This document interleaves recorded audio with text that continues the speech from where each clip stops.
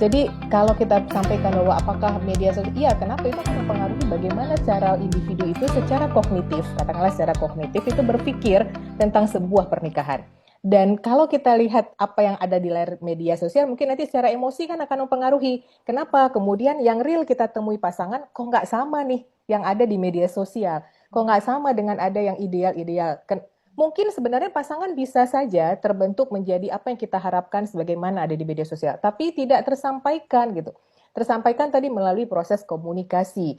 Misalnya ya, kita pengen pasangan kita yang eh, kita ini masing-masing punya bahasa cinta sebenarnya dalam berkeluarga gitu ya. Nanti biasanya setiap pasangan itu tidak kenal bahasa cinta pasangannya masing-masing gitu. Jadi yang satu yang istri pengen itu kalau suami ngasih hadiah, tapi suami nggak pernah ngasih hadiah sama sekali, sehingga tidak tahu apa yang sebenarnya dibutuhkan. Lihat di media sosial bahwa ada pasangan lain yang suaminya suka ngasih hadiah gitu. Punya keinginan agar juga diperlakukan sama.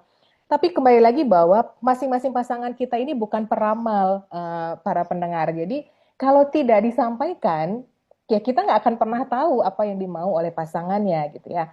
Jadi berkomunikasi ini sederhana sebenarnya. Jadi apapun yang bisa disampaikan, disampaikan secara terbuka gitu.